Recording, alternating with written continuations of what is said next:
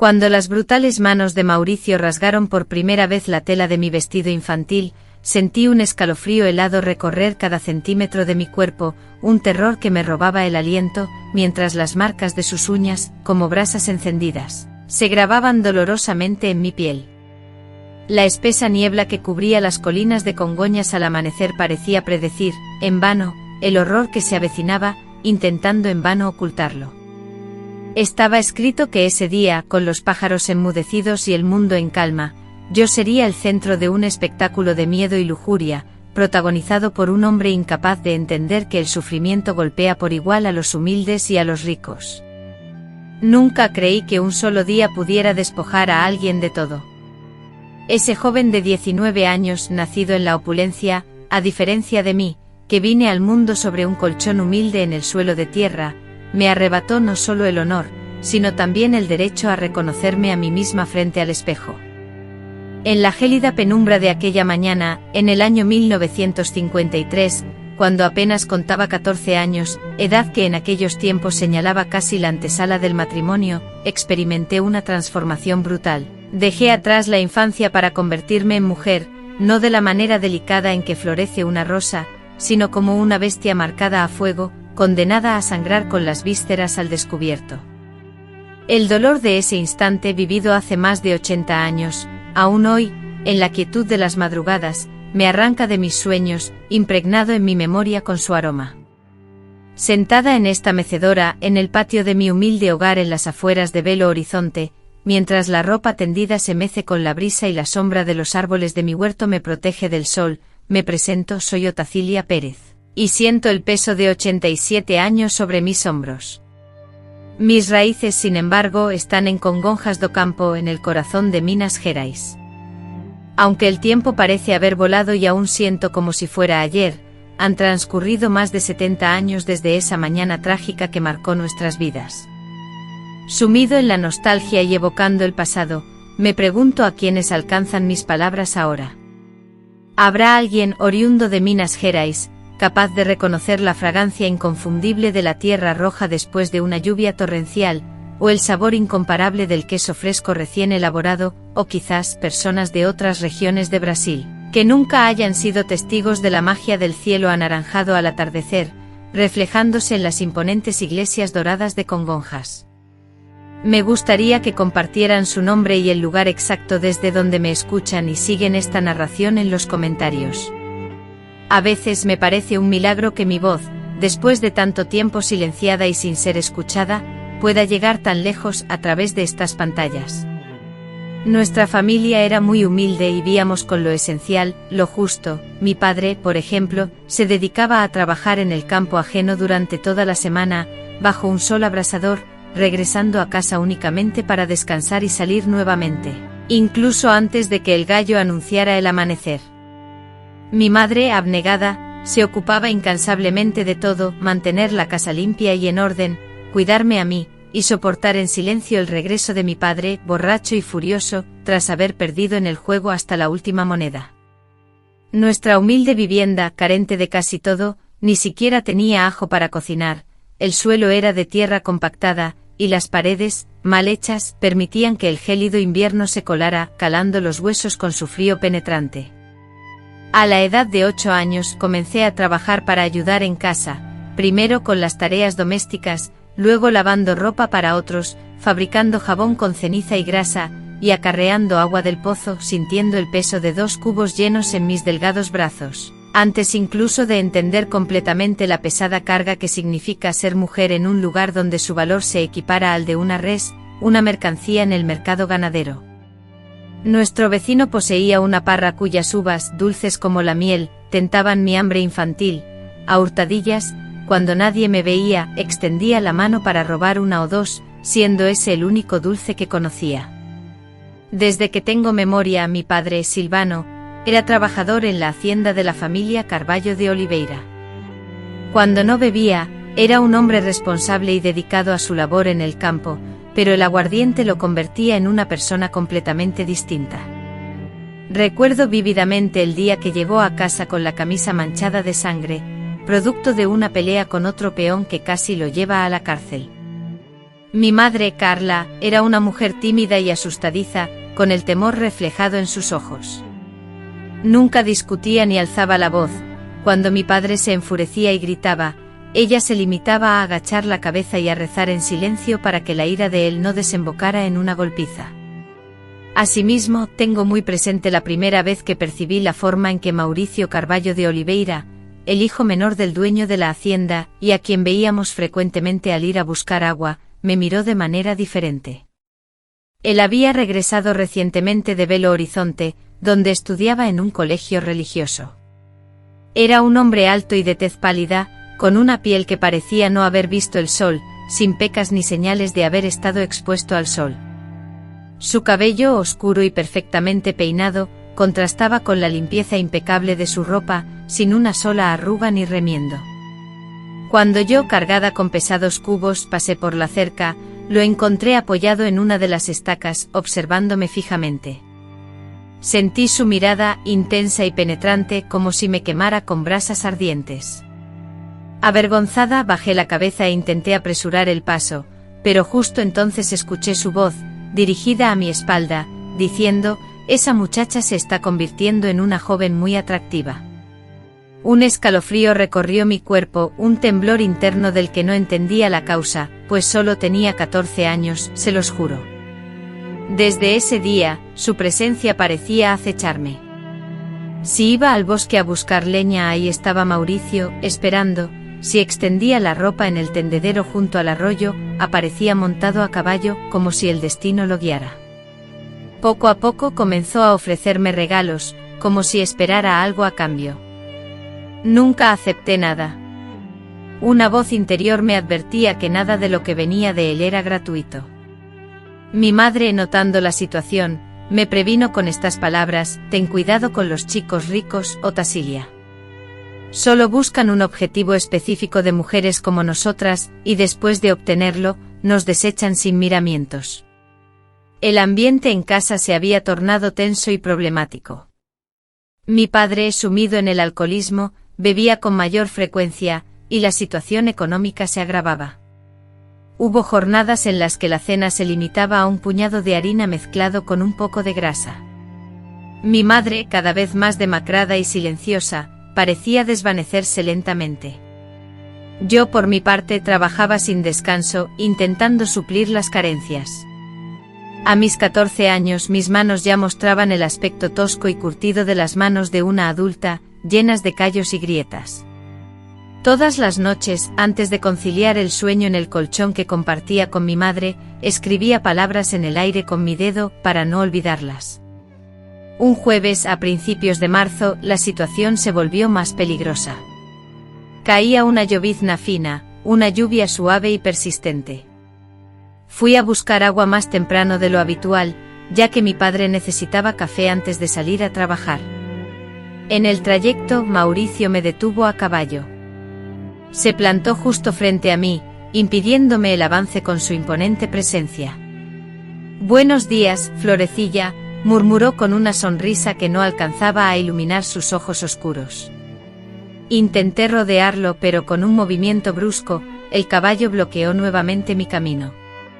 «¿Tanta prisa tienes? Solo deseo una breve conversación». «Debo marcharme, señor Mauricio». «Mi padre me aguarda», respondí, las palabras escapando a duras penas de mi garganta, mientras mi corazón martilleaba con fuerza contra mi pecho. Él dejó escapar una risita que me heló la sangre. «Algún día, pequeña bribona, no podrás huir tan fácilmente», declaró, apartándose finalmente para dejarme pasar. Corrí a casa, con los cántaros a punto de volcar y mi vestido raído empapado. No le conté nada a mi madre, para que solo me recomendaría rezar y encomendarme a Dios. Las semanas siguientes, los encuentros con Mauricio se hicieron más habituales y, al mismo tiempo, más inquietantes. Comenzó a hacerme preguntas que me inundaban de rubor y vergüenza. Me asaltó la curiosidad sobre si había besado a algún muchacho, si entendía la intimidad entre un hombre y una mujer después del matrimonio, y si sentía deseos de experimentar los placeres de la vida. En una ocasión, llegó a exhibir monedas de plata, sugiriendo que serían mías si me comportaba a su gusto. La repugnancia fue tal que casi vomito. Cada noche me despertaba empapada en sudor, sobresaltada por pesadillas, y mi madre, preocupada, me preguntaba por qué gemía mientras dormía. Durante nuestras clases secretas, doña Celina notó un cambio en mí, una tristeza que no podía ocultar. «¿Qué te ocurre, niña? Pareces haber visto un espectro», me dijo con cariño. Estuve a punto de confesarle todo, pero el miedo me paralizó. Temía que mi secreto, si se revelaba, llegara a oídos del coronel Carvalho de Oliveira, y que eso provocara nuestra expulsión de las tierras donde vivíamos. Así que, ahogando las lágrimas, le respondí que solo sentía cansancio. Aunque no me creyó del todo, tampoco insistió en saber más. Ese día, doña Celina me enseñó a escribir mi nombre completo, Otasilia Firmina Pérez. Ver mi nombre completo en el papel fue una experiencia nueva, como si se tratara de otra persona, una que quizás podría escapar de esa realidad. El último domingo de ese mes, me encontraba lavando ropa en el arroyo con otras mujeres de la región. Ese era uno de los pocos momentos en los que podíamos conversar libremente, sin la presencia de los hombres. Joana, una mujer mayor que trabajaba en las oficinas de la hacienda, se acercó a mí en secreto, aprovechando que las demás estaban ocupadas en sus tareas, y me susurró con urgencia: «Ten mucho cuidado con Mauricio, ¿sabes? Lo escuché hablando de ti con sus amigos, que habían venido desde la ciudad». No me gustó nada lo que oí. Sentí un escalofrío helado recorrer mi cuerpo. «¿Qué te dijo?», pregunté, mi voz apenas audible. Ella miró a su alrededor con nerviosismo, asegurándose de que nadie nos escuchara. «Dijo que iba a domarte, que una muchacha provinciana como tú necesitaba conocer a un hombre de verdad. Aseguró que era solo cuestión de tiempo». Al volver a casa ese día, sentí una pesadez en el pecho, como si llevara una piedra de molino. Presentía que algo terrible estaba por suceder, pero no veía ninguna salida. Era como esperar una tormenta devastadora. Esa noche la angustia me impidió dormir. Me quedé observando las sombras que la luz de la lámpara proyectaba sobre la pared de barro, reflexionando sobre qué hacer, a dónde huiría, sin dinero y sin conocer a nadie fuera de esos campos. Contárselo a mi padre, sabía que la culpa caería sobre mí. Sospechaba que mis acciones podrían haber provocado que él intentara algo imprudente e incluso que se ofreciera a Mauricio, o, lo que era peor, que se enfrentara a él en estado de embriaguez, terminando muerto o tras las rejas. La semana pasó en una mezcla constante de temor y ansiosa espera. Por las mañanas la espesa niebla lo envolvía todo, sumiendo el mundo en un silencio tenso, como si el tiempo se hubiera paralizado por completo. Pero yo era consciente de que el tiempo no se detenía, que cada segundo me acercaba inexorablemente a ese momento, ese desenlace que tanto me aterrorizaba. El miércoles mi padre volvió a casa, más ebrio que nunca.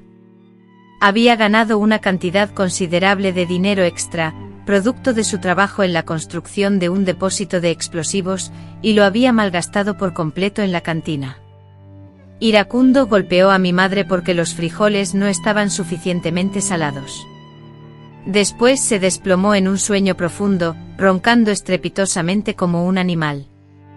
En un rincón contuve las lágrimas en silencio, sintiendo una furia que desconocía por completo tener dentro de mí. Fue el jueves siguiente cuando todo cambió para siempre. Aquella mañana, el cielo exhibía un tono amarillo pálido y estaba completamente cubierto por una niebla espesa, creando una atmósfera inquietante que me hacía sentir que algo malo estaba por suceder. Mi padre, como siempre, se había ido antes de que saliera el sol, para ayudar en la recolección de café en la finca de al lado. Mi madre, agobiada por fuertes dolores de espalda, apenas podía moverse de la estera donde solía descansar. Con voz entrecortada me pidió que fuera a buscar agua al pozo, incluso antes de lo que solía hacerlo. «Ve antes de que el sol caliente demasiado, hija, y regresa pronto, necesito preparar un té para ver si consigo aliviar este dolor», me dijo. Con los 2 cubos de hojalata en mis manos, me adentré en la oscuridad que lentamente empezaba a clarear. Ni siquiera el canto de los pájaros había comenzado todavía. El camino estaba desierto, Solo yo y los sonidos del bosque que despertaba. Al acercarme al pozo divisé una silueta que se apoyaba en el enorme árbol que proyectaba su sombra larga y oscura. En ese instante mi corazón se aceleró con fuerza. Con la postura inconfundible de un hombro más elevado que el otro, evidenciando el peso del cuerpo concentrado en una pierna, reconocí a Mauricio Tim. Por primera vez, lo veía completamente solo, sin su caballo, sin nadie a la vista ni al alcance del oído. Con la voz que ahora me helaba la sangre, me saludó: «Buenos días, mi delicia. ¿Te has levantado temprano hoy?». La pregunta irónica sonaba a burla. No, evidentemente no. Su sonrisa amplia y exagerada revelaba unos dientes excesivamente blancos, casi amenazantes, como los de un jaguar a punto de abalanzarse. Intenté ignorarlo. Me dirigí al pozo y empecé a tirar de la cuerda para llenar el primer cubo, pero la tensión me hacía temblar las manos, y casi lo dejo caer al agua. «No me vas a saludar, princesa, ¿dónde están los modales que te enseñó tu madre?». Se acercó por detrás invadiendo mi espacio personal, tan cerca que pude percibir el aroma de su costosa loción, mezclado con el inconfundible olor a tabaco y ron. Con la mirada turbia y el aliento impregnado de alcohol, era evidente que había estado bebiendo toda la noche, y la visión de hombres ebrios siempre había sido mi mayor temor. Desde que era una niña y presenciaba las crueles acciones de mi padre hacia mi madre cuando regresaba de la tienda. «Buenos días, señor», murmuré intentando evitar su mirada, concentrando toda mi atención y fuerza en seguir subiendo la pesada cuerda del pozo, como si nada de lo que temía estuviera sucediendo. Fue entonces, en ese instante de angustia, cuando sentí su mano en mi hombro, y con una lentitud amenazante, se deslizó por mi espalda, deteniéndose en un lugar prohibido, y sus dedos se cerraron con fuerza, obligándome a girarme hacia él. «Mírame cuando te hablo», gruñó, su rostro tan cerca del mío que sentí el calor de su aliento y el olor a alcohol inundándome. «Estoy cansado de este juego. Llevas meses huyendo de mí haciéndotela difícil, pero hoy se acabó». El pánico se apoderó de mí, subiendo por mi garganta como una bilis amarga. Solté la cuerda del pozo intentando desesperadamente zafarme de su agarre, pero él me sujetó con fuerza por ambos brazos, aprisionándome contra la fría y áspera pared de piedra del pozo. «Suéltame, por favor», supliqué, mi voz apenas un susurro tembloroso. «Mi madre me está esperando», él se burlaría de mi sufrimiento, lo sabía, y esa risa, baja y llena de desprecio, resonaría en mi memoria para siempre. Me ordenó esperar, mientras anunciaba tener algo más relevante que enseñarme, un descubrimiento que debía ver en ese mismo instante. Fue entonces, en ese preciso momento, que la desesperanza me invadió. Nadie vendría a auxiliarme, nadie escucharía mis gritos, y esa neblinosa mañana de marzo sellaría mi destino para siempre, de una forma que aún no alcanzaba a comprender. Ahora me dispongo a relatar la parte más dolorosa de esta historia, una historia que quiero compartir con ustedes, aunque les advierto que su contenido es turbador y aún hoy, al recordarlo, me hace temblar. Lo sucedido en el pozo aquel fatídico día, fue solo el inicio de una experiencia horripilante. Al intentar escapar de las garras de Mauricio, recibí una bofetada brutal, un golpe tan fuerte que me dejó aturdida. Era un dolor desconocido, superior incluso a los castigos que mi padre solía propinarme con el cinturón. El impacto me sacudió por completo, dejándome desorientada y con un sabor metálico, inequívoco a sangre, inundando mi boca, producto del labio partido que se había estrellado contra mis dientes. Luego sentí un tirón brutal en los brazos, como si fuera un objeto sin valor, arrastrada con fuerza hacia el cobertizo de herramientas, a unos 100 metros de distancia. Intenté gritar, pero solo un gemido ahogado logró escapar, mi voz atrapada en un nudo doloroso en la garganta. El cielo se oscureció, nublándose de manera amenazante, como si hasta la propia naturaleza se negara a presenciar la barbarie que se avecinaba. El cobertizo, una estructura deteriorada y vieja, construida con madera carcomida y llena de telarañas en cada rincón, emanaba un olor rancio y penetrante que me asfixiaba. Mauricio, con una fuerza despiadada, me empujó adentro, haciéndome caer de rodillas sobre la tierra polvorienta. El sonido seco de la puerta al cerrarse, seguido del chasquido metálico del pestillo al asegurarse, retumbó en el silencio tenso. En ese preciso instante la primera gota, gorda y pesada, golpeó el tejado de zinc del cobertizo, resonando con un golpe seco. Inmediatamente después, más gotas se unieron a la danza, multiplicándose y formando un chaparrón que pronto se convirtió en una furiosa tormenta. El cielo, como si se hubiera roto en pedazos, descargaba agua a cántaros. Los relámpagos con destellos bruscos y violentos, rasgaban la oscuridad, iluminando el interior del cobertizo y revelando, con cada fulgor, el rostro enloquecido de Mauricio. Su expresión, deformada por la ira, se asemejaba a la de una criatura inhumana. Con una voz grave y profunda, que parecía emerger de lo más profundo de un abismo, Mauricio pronunció: «Ahora estamos solos. Ni siquiera Dios podrá escuchar tus ruegos en medio de esta tormenta», añadió con un tono amenazante. Aterrorizado, junté las manos en un gesto de súplica, rogando por clemencia. Desesperado mencioné a mi madre, postrada en cama y sedienta, implorando una gota de agua. Le aseguré que nunca había hecho daño a nadie. Incluso en un último intento por tocar su humanidad, invoqué el nombre de su padre, el respetado coronel Carvalho de Oliveira. Pero mis palabras solo parecieron avivar la llama de su furia. «Cállate, insignificante», bramó Mauricio. «¿Quién te crees que eres para hacerte el santo? Hoy vas a aprender quién manda aquí». Los recuerdos de lo sucedido en ese galpón, escenario de pesadilla, son como esquirlas de cristal incrustadas en lo más profundo de mi ser, heridas abiertas que, a pesar del paso de 70 años, siguen sangrando al menor roce. Aunque desearía poder relatar cada detalle, la memoria se aferra a silencios, hay horrores que la lengua se niega a nombrar por miedo a resucitar el pánico. Solo puedo recordar vívidamente cómo, con una ferocidad bestial, rasgó mi vestido, y los botones de madera rodaron por el suelo, mezclándose con el crujido de la madera podrida. Ese sonido se fundía con mi respiración entrecortada, dominada por el terror, mientras me empujaba contra un montón de sacos de semillas, el olor a humedad y maíz en mal estado penetrando en mi pelo, y sus manos, brutales, me aprisionaban los brazos con una fuerza tal que dejaron marcas violáceas que tardaron semanas en desaparecer. Las lágrimas me empañaban la vista, pero no había escapatoria, no había a dónde mirar, salvo al rostro del horror encarnado, deformado en algo que ya no era humano. Un dolor lacerante, punzante y profundo, me atormentaba, como si un machete herrumbroso me rasgara despiadadamente, desgarrando no solo mi piel, sino también la fibra más íntima de mi alma. Grité con todas mis fuerzas hasta sentir el sabor amargo y metálico de la sangre en mi garganta, pero la furia de la tormenta parecía aliarse con mi agresor.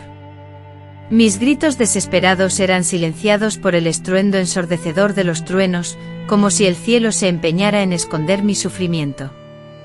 Los relámpagos, destellos fugaces de luz, iluminaban el cobertizo, revelando partes de mi cuerpo que antes eran vírgenes, ajenas al contacto de un hombre, y ahora marcadas por dedos crueles.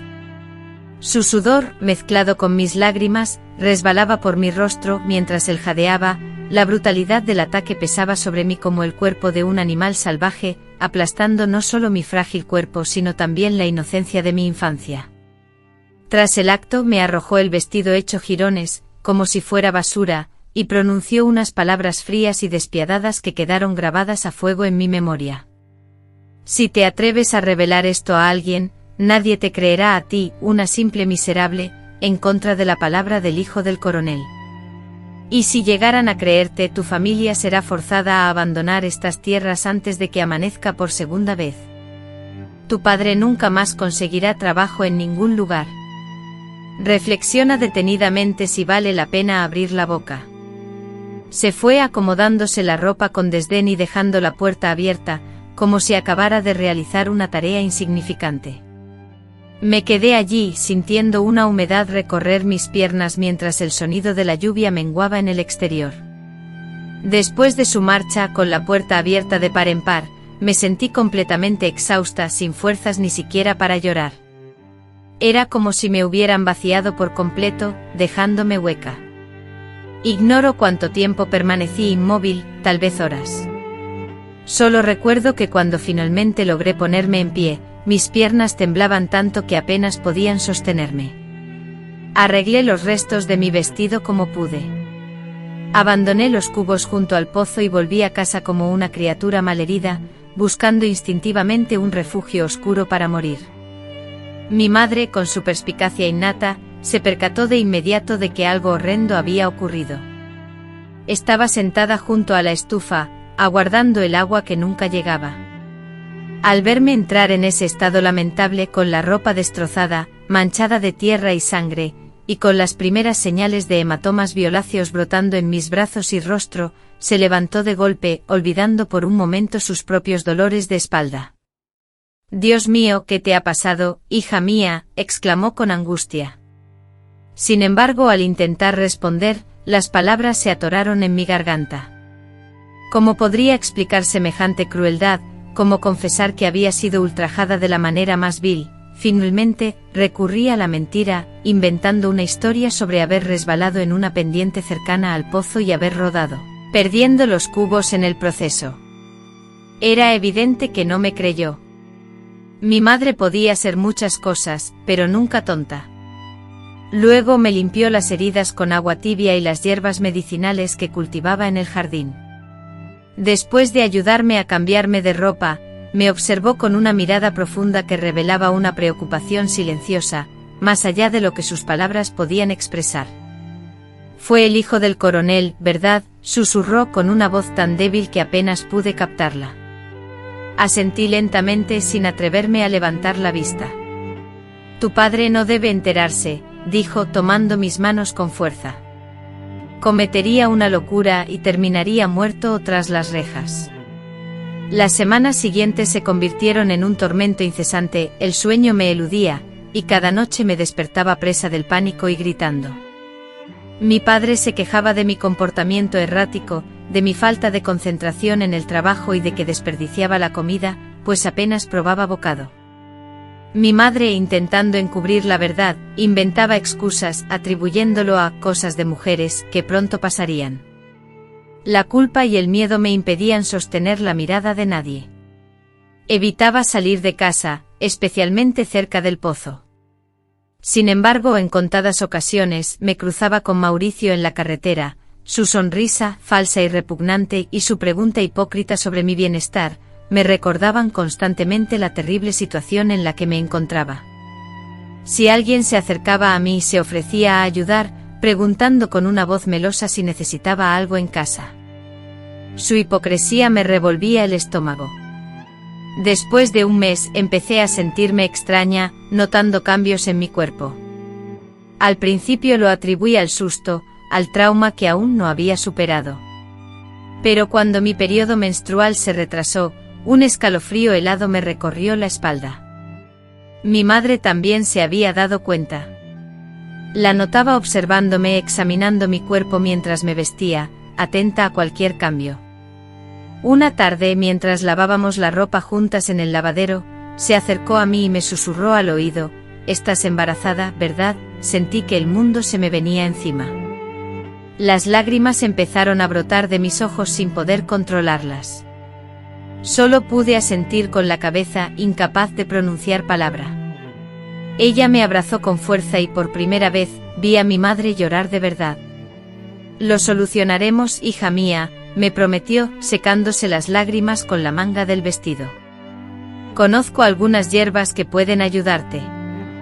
Durante los días subsecuentes, el hombre me preparaba infusiones con hojas amargas de diversas plantas que recolectaba en el bosque.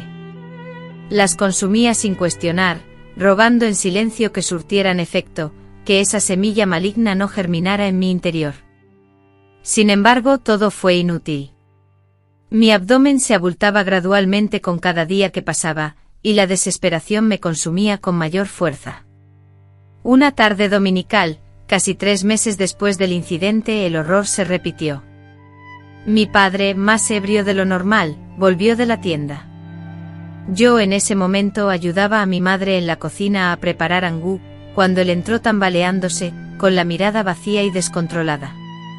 «Hay un chisme interesante en la tienda», balbuceó con voz arrastrada. Dicen que mi hija anda con alguien.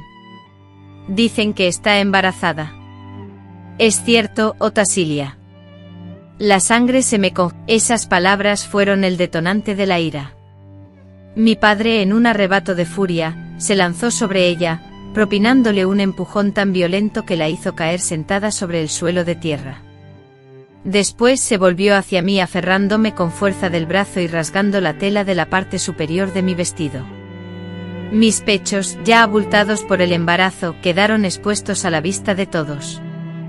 Está a la vista, es evidente que es verdad, vociferó zarandeándome con rudeza como si fuera una muñeca de trapo. ¿Quién fue quien te embarazó? ¿Fue ese muchacho de pequeño, o fue otro? Desde el suelo, entre sollozos, mi madre gritó, fue el hijo del coronel. Él la atacó, Silvano, ella no tuvo la culpa. Mi padre por un instante pareció petrificado, como si no comprendiera lo que escuchaba. Luego soltó una risita forzada. ¿Me estás diciendo que el hijo del coronel con todo su dinero se fijaría en semejante y ella debió habérselo ofrecido? Debió haberlo buscado y comportarse como una perra en celo. La bofetada que me asestó fue tan brutal que me hizo caer sobre la estufa de leña. Afortunadamente las llamas eran bajas, pero aún así sentí el ardor intenso cuando las brasas calientes me quemaron el brazo. Un grito desgarrador, mezcla de dolor y terror, escapó de mis labios. Él apareció detrás de mí sujetando mi pelo con fuerza y tirando de él, arrastrándome con violencia hacia la salida de la casa. La lluvia, que había amainado un poco, caía ahora de forma fina pero constante. No te quiero en mi casa, vociferó, mientras me arrastraba por el patio, embarrado y empapado. Ve a buscar al padre de ese niño. Ve a llamar a la puerta de la finca y que todos vean la escoria que eres. Volví la mirada hacia nuestra modesta vivienda y vi a mi madre en la ventana, el rostro surcado por lágrimas, con una mano extendida en un gesto de súplica, como si deseara alcanzarme, pero incapaz de enfrentarse a la furia desatada de mi padre. Se quedó allí observando en silencio, mientras él me arrojaba con brusquedad al barro de la carretera, despojada de todo, solo con la ropa sucia y rota cubriendo mi cuerpo. No vuelvas jamás. Esas fueron sus últimas palabras antes de cerrar la puerta con un portazo estruendoso, dejándome completamente sola bajo la lluvia, embarazada y sin ningún sitio al que ir. Aturdido y sin destino, avancé por el lodazal que antes fue un camino de tierra, mientras el cielo, plomizo, presagiaba la llegada inminente de la oscuridad. Buscar auxilio en las casas del vecindario era impensable, pues el rumor de lo ocurrido se extendería como la pólvora. Nadie osaría desafiar la autoridad del coronel, mi padre, y sus represalias. Así hallé cobijo en un cobertizo desvencijado junto al camino, uno de esos refugios improvisados para herramientas y granos, con un techo agujereado que dejaba filtrar la lluvia, pero que ofrecía más protección que la intemperie. Me encogí en el rincón más seco, temblando de frío y angustia, con el estómago rugiendo de hambre. Hoy, desvelo estos recuerdos celosamente guardados, porque considero que mi historia y las de otras mujeres merecen ser oídas. Si deseas ayudar a visibilizar más relatos como el mío, existe una forma fácil de hacerlo. Observa el botón pequeño que aparece debajo del vídeo con la palabra Valeu escrita y que tiene el diseño de una moneda con un corazón. Al hacer clic en ese botón, tendrás la opción de aportar una contribución económica con la cantidad que desees, incluso si es equivalente al costo de un café. Aunque parezca una pequeña suma, ese aporte ayuda al equipo a viajar a lugares remotos, a conocer a otras mujeres de edad avanzada que han silenciado sus historias, a cubrir los costos de transporte, hospedaje y los equipos necesarios para la producción. Si no puedes hacer una contribución monetaria, tu simple visualización del vídeo completo es de gran valor para mí. Pero volvamos a la historia, porque aún queda mucho por relatar. Pasé casi una semana viviendo en esa precaria choza, comiendo frutas verdes que encontraba y bebiendo agua de un arroyo cercano. En ocasiones, aprovechando la ausencia de personas, me acercaba a casas para robar restos de comida que eran para los perros o ropa que se dejaban secando. La desesperación, una fuerza implacable, nos metamorfosea, obligándonos a cometer acciones que antes nos resultaban inconcebibles. Mi cuerpo, consumido por el cansancio, sentía como la vida que crecía en mi interior me arrebataba la poca energía que aún me sostenía. Una noche, desesperada, encontré refugio en la humilde morada de doña Aquirina, una anciana comadrona que vivía en la soledad, al borde del pantano, y que era conocida por su discreta ayuda a jóvenes como yo, que se encontraban en circunstancias desesperadas. Llegué a su puerta en las primeras horas de la madrugada, casi desvanecida por la debilidad. Sin cuestionamientos me brindó un cálido recibimiento, ofreciéndome un reconfortante caldo y un lugar seguro para descansar. A la mañana siguiente, al relatarle mi situación, una sombra de preocupación oscureció el rostro de la anciana. Han transcurrido más de 3 meses, me advirtió, interrumpir el embarazo ahora es sumamente peligroso, corres el riesgo de perder la vida, junto con la del niño. Sin embargo, mi determinación era inquebrantable, pues la idea de continuar gestando el fruto de tanta violencia era una tortura que no podía soportar. Ella preparó una poción herbal, una combinación de plantas tan potente que superaba cualquier otra que yo hubiera presenciado. Su poder era tan inmenso, tan potencialmente dañino, que el solo recuerdo de su nombre me aterroriza. La ingerí de un solo trago y de inmediato, la noche se transformó en un infierno de dolor, unas punzadas agudas y constantes que amenazaban con partirme el cuerpo. Sangré profusamente, pero el feto, indomable y persistente, se aferraba a mi interior, negándose a desprenderse. Al amanecer, la señora Quirina inspeccionó mi vientre y, con voz grave, pronunció palabras que me helaron la sangre: este niño está destinado a la grandeza. Ni siquiera esta mezcla, capaz de acabar con un animal, ha podido con él.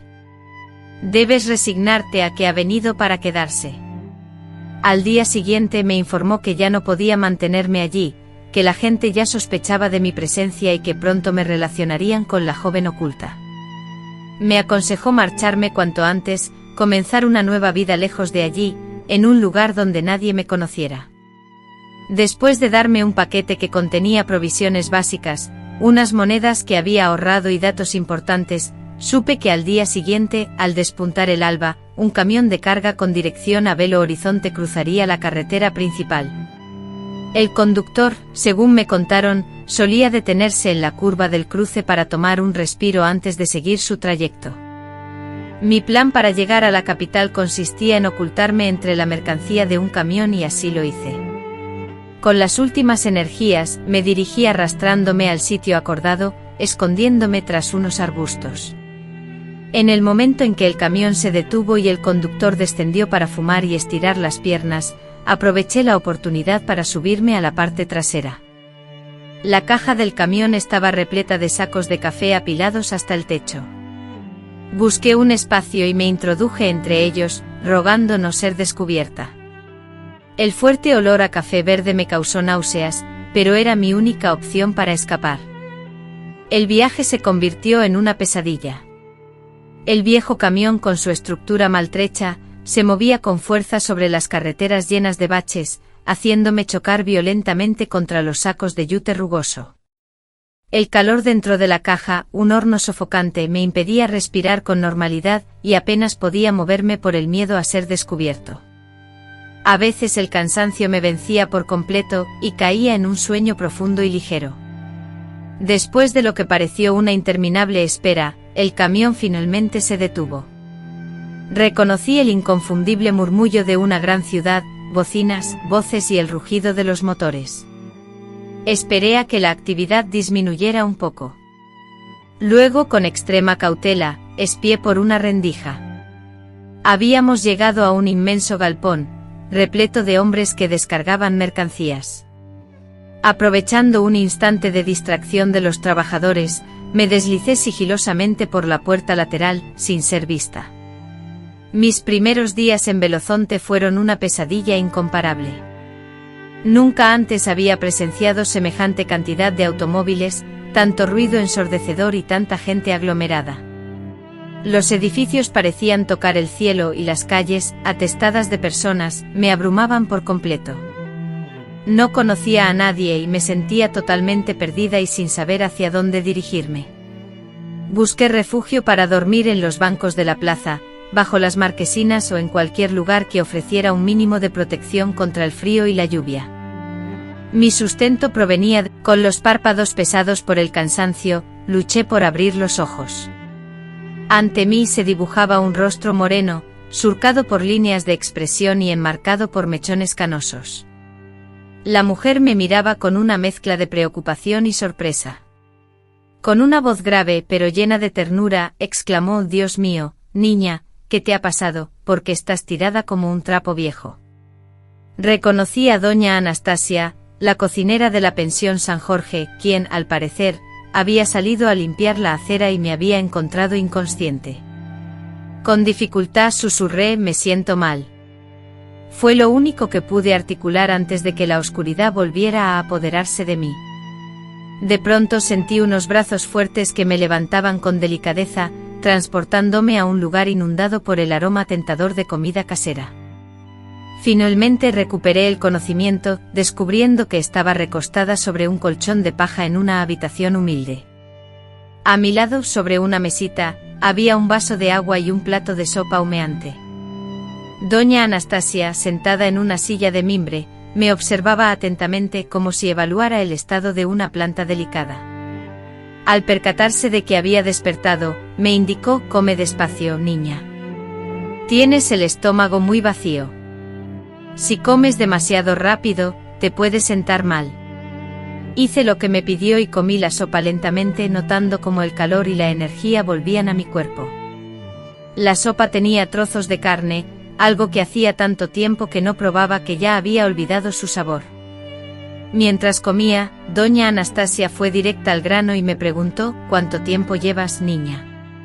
La pregunta me tomó totalmente por sorpresa y casi me dejó sin aliento. Por un momento consideré inventar una historia. Pensé en decir que era viuda, que mi marido había muerto. Algo triste pero menos vergonzoso que la verdad. No obstante, su mirada intensa me hizo comprender que tratar de engañarla sería inútil. «Creo que unos 4 meses, no estoy segura», respondí. Ella asintió, sin parecer sorprendida. «¿Y tu padre?», preguntó después. Sentí que mi rostro se ponía rojo mientras apartaba la mirada. «No tengo padre», contesté. Anticipé que me regañaría y me echaría, repitiendo lo que todos habían hecho hasta ese momento. En lugar de responder, doña Anastasia exhaló un profundo suspiro, un sonido que indicaba familiaridad con relatos semejantes. «Siempre hay un padre, hija mía», dijo con voz suave. «La distinción radica en que algunos son hombres de verdad, mientras que otros son simples simientes perversas que prosperan en terreno propicio». Luego le conté todo: el ataque, mi expulsión del hogar, la huida desesperada, los fallidos intentos por terminar el embarazo. Por motivos inexplicables, sentí una confianza inusitada en ella. Tal vez la desesperación me empujó, o tal vez fue la mirada comprensiva que me dirigía. Después de escuchar mi historia, guardó silencio por un momento, clavando sus ojos en mí con atención. «No tengo a dónde ir», confesé, mi voz temblorosa. «No tengo dinero ni nada. Si tan solo pudiera permitirme dormir en el suelo de la cocina esta noche, mañana». Me interrumpió con un ademán decidido. «Mira, niña, llevo 20 años trabajando como cocinera en esta pensión. El dueño es Manuel, un portugués gruñón, pero de buen corazón. Necesito ayuda en la cocina para preparar las comidas y también necesito que laves la ropa de los huéspedes que se alojan aquí. Si cumples bien con tus tareas, podrás quedarte con la habitación del sótano. No es una habitación lujosa, pero tiene un techo que no permite que entre la lluvia y una puerta que se puede cerrar». Apenas podía creer lo que estaba escuchando. Era como si la divinidad en la que creía y que sentía que me había abandonado, hubiese enviado a una ángel, en la forma de una mujer negra de mediana edad, con las manos ásperas y callosas por el trabajo duro. «Usted ni siquiera me conoce», murmuré con las lágrimas corriendo libremente por mi rostro. «¿Por qué me está ayudando? Doña Anastasia esbozó una sonrisa tierna que nunca olvidaré. Porque cuando tenía tu edad, también tuve que huir de casa con el vientre creciendo. Y también encontré a alguien que me tendió la mano cuando más lo necesitaba. En la vida pagamos nuestras deudas ayudando a quienes vienen después, hija mía. Al día siguiente comencé a trabajar en la pensión. El trabajo, aunque extenuante, lavar a mano montañas de ropa sucia, fregar los suelos con ahínco y colaborar en la cocina picando verduras, pelando patatas y fregando ollas y sartenes, representaba una oportunidad. Por primera vez en meses, gozaba de la seguridad de un techo, tenía la certeza de recibir alimento diario y, lo más sorprendente, sentía que alguien, la señora Anastasia, se preocupaba por mí. La pequeña habitación en el sótano, diminuta y húmeda, se transformaba en un palacio a mis ojos, tras haber pasado tanto tiempo durmiendo a la intemperie. Contaba incluso con un colchón de verdad, un lujo que ni siquiera había experimentado en el hogar familiar. La señora Anastasia, con paciencia y dedicación, me transmitía todo su saber. Una chica que afronta la maternidad en solitario debe aprender a ser autosuficiente, me repetía mientras me enseñaba trucos para eliminar manchas difíciles de la ropa, a optimizar el uso del jabón y a crear comidas nutritivas con los pocos ingredientes disponibles, en lugar de lamentarnos por las carencias. Poco a poco sentía cómo recuperaba mi energía, mi cuerpo se transformaba y con él, un sentimiento ambiguo difícil de descifrar, se apoderaba de mí. Aún no era amor, pero ¿cómo podría amar algo que era fruto de tanta violencia? Pero ya no sentía el odio desesperado que sentía al principio. Ahora mis sentimientos eran ambiguos, una mezcla de emociones. Quizás simplemente aceptaba la idea de que ese niño, quisiese o no, ya era parte de mi vida. Una noche, casi al finalizar el 7º mes de embarazo, me desperté con un dolor agudo, como una punzada profunda en mi interior. Llamé a doña Anastasia, que se encontraba descansando en una habitación en la planta baja. Ella acudió de inmediato, iluminando la habitación con una lámpara de aceite, y al ver la sangre que había manchado la sábana, se persignó. «Está naciendo antes de tiempo, jovencita. Voy a ayudarla, pero no será fácil». La falta de dinero para costear la atención médica en un hospital y la urgencia de la situación hacían imposible la llegada de un médico, incluso si hubiéramos tenido los medios para pagar sus honorarios. El parto era inminente y se desarrollaba rápidamente. Las siguientes horas fueron el segundo peor tormento que había experimentado en mi vida, solo superado por lo que viví en el cobertizo con Mauricio. El dolor me torturaba de manera inhumana, una sensación desgarradora como si me estuvieran despedazando, rasgándome la carne desde el interior, y para no perturbar el sueño de los demás inquilinos de la pensión con mis alaridos, me aferraba a la almohada con todas mis fuerzas, mordiéndola para contener el sufrimiento. A mi lado, la señora Anastasia permanecía estoicamente secando el sudor que empapaba mi frente, susurrándome palabras de aliento y rezando en voz baja: «Ánimo, hija mía. Este niño anhela venir al mundo y solo tú puedes traerlo». Después de lo que pareció una infinidad de tiempo marcado por el sangrado y el dolor agónico, finalmente escuché un llanto débil y tembloroso. «Es un niño», exclamó doña Anastasia, mostrando en sus manos grandes y protectoras a una criatura diminuta, de piel enrojecida y arrugada, pequeño por haber nacido antes de tiempo, pero fuerte como su madre. Lo limpió cuidadosamente con un paño húmedo, cortó el cordón umbilical con unas tijeras previamente esterilizadas y luego, con delicadeza, lo depositó sobre mi regazo. Temblaba tanto que sentía pánico de dejarlo caer, de que pudiera sufrir alguna caída. Observé su delicada constitución y su total dependencia, tan claras que por un momento, olvidé las circunstancias de su llegada al mundo y solo percibí a un ser humano que requería absolutamente de mi atención para poder sobrevivir. «¿Cómo lo vas a llamar?», inquirió la señora Anastasia mientras me asistía con los cuidados postparto. Hasta ese instante no había considerado la cuestión. Había evitado visualizar al bebé como una persona real, con un nombre y una identidad. Contemplé el rostro apacible que ahora descansaba sobre mi pecho y recordé al único hombre bueno que había conocido, el padre de mi madre, mi abuelo Daniel, quien había muerto cuando yo era pequeña, pero siempre me había tratado con cariño. Daniel, respondí, te llamarás Daniel. Los primeros días con el recién nacido fueron arduos. Era muy pequeño, lloraba sin parar y tenía problemas para alimentarse. En varias ocasiones, nunca permitas que se sienta abandonado, me advirtió la señora Anastasia, observando uno de esos episodios de desprecio infantil. Un niño que crece sin amor se transforma en un adulto incapaz de amar. Sin importar cómo fue concebido, ahora es tu hijo y solo tuyo. Grabé esas palabras en mi memoria. Resolví que Daniel jamás sabría los detalles de su origen, que creería haber nacido del amor y no de la violencia, y que le daría todo aquello que a mí me fue negado, educación, oportunidades y una vida digna. Regresé a trabajar en la pensión tan pronto como mi salud me lo permitió. Después del parto, además de lavar la ropa y ayudar en la cocina, también cuidaba de mi hijo. La señora Anastasia me regaló una caja de madera forrada con tela limpia que hacía las veces de cuna. Lo mantenía cerca mientras trabajaba, interrumpiéndome de vez en cuando para amamantarlo o simplemente para asegurarme de que respiraba con normalidad.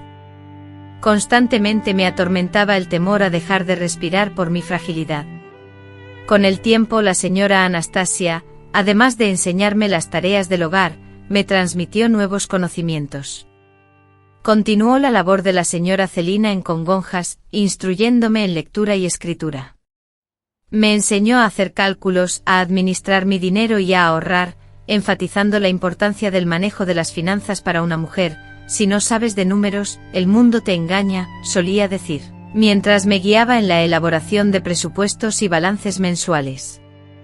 También me introdujo a la cocina, enseñándome a preparar platillos más sofisticados que los cotidianos. Pero lo más importante fue que me enseñó a coser. Un día, cuando Daniel tenía unos 8 meses, me reveló, tengo una máquina Singer antigua guardada en el cuarto trasero. Era de mi madre, que fue esclava y luego costurera. Creo que es el momento de enseñarte a usarla. La máquina, aunque antigua, funcionaba a la perfección. Al principio mis tareas en la pensión se limitaban a simples arreglos, zurcir sábanas, hacer dobladillos en las toallas y otras labores básicas. Con el tiempo comencé a reparar la ropa de los huéspedes, tenía facilidad para ello, una mano firme y una vista aguda. Rápidamente mis habilidades se expandieron, y además de arreglar, comencé a confeccionar prendas completas, como camisas, vestidos sencillos e incluso pantalones. La vida de Daniel y la mía cambió drásticamente cuando, al cumplir el 2 años, recibimos la triste noticia del fallecimiento de doña Anastasia. Ella, que había sido como una madre para mí y una abuela cariñosa para mi hijo, se marchó mientras dormía, víctima de un paro cardíaco. El dolor que sentí fue tan profundo que creí no poder sobrellevarlo, había perdido a la única persona en el mundo que verdaderamente se preocupaba por mí. Daniel, a pesar de su corta edad, también la extrañaba, y la llamaba abuela Nacía por todos los rincones de la pensión, sin comprender por qué ella no le respondía. El funeral, aunque humilde, fue respetuoso y los huéspedes de la pensión, que la querían mucho, colaboraron con los gastos. Tras el funeral, el señor Manuel, el dueño de la pensión, un hombre portugués que no hablaba mucho, me citó en su oficina. Anticipé que me despediría, y que sin la protección de la señora Anastasia, yo y mi hijo nos veríamos de nuevo en la calle. Pero lo que me comunicó me dejó atónita. Doña Anastasia había dejado un testamento.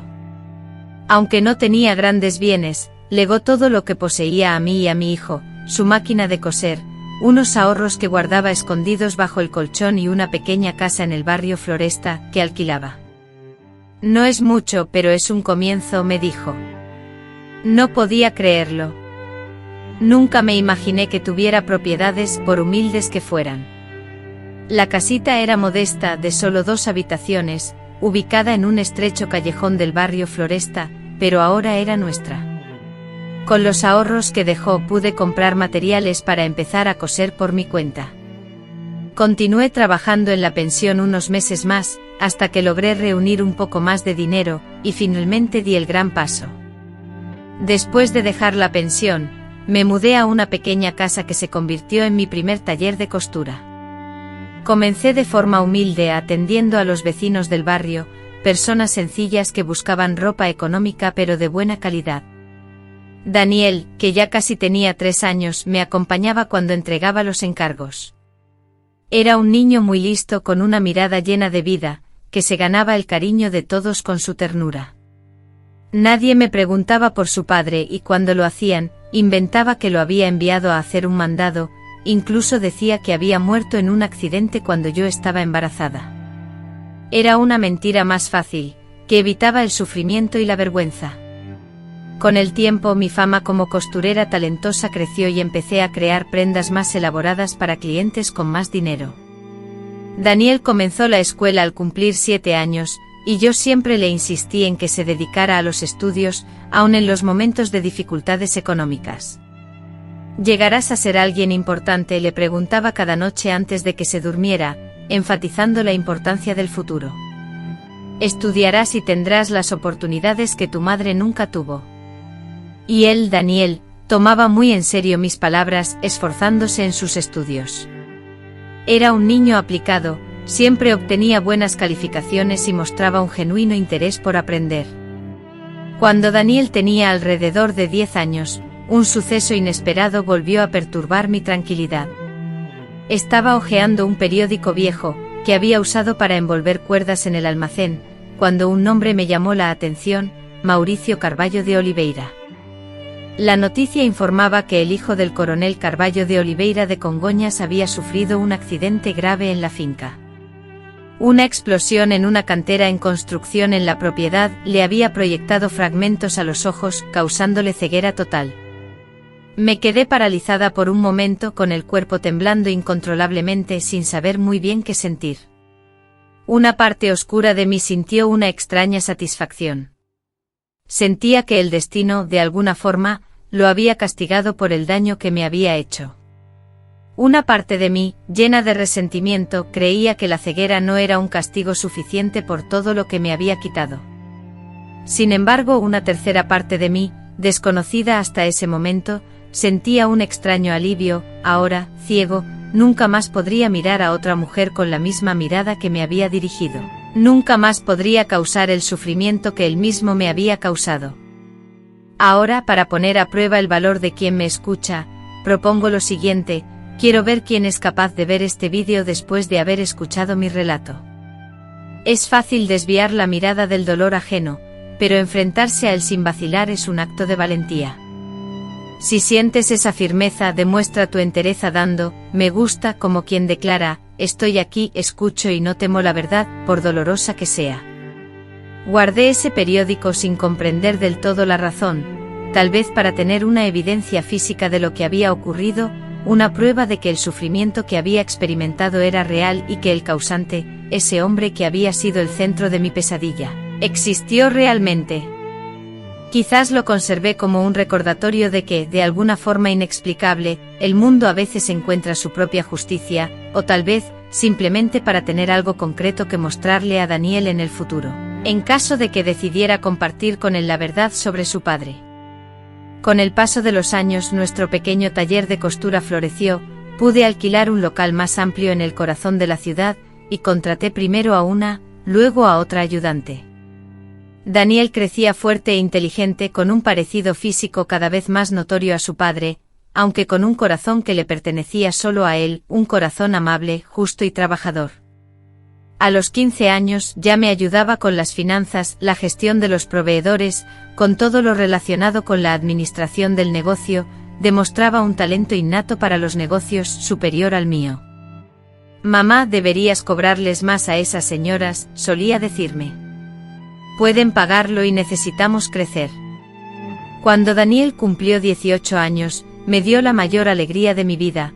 Aprobó el examen de ingreso a la carrera de agronomía en la Universidad Federal, convirtiéndose en el primer miembro de nuestra familia en acceder a la universidad.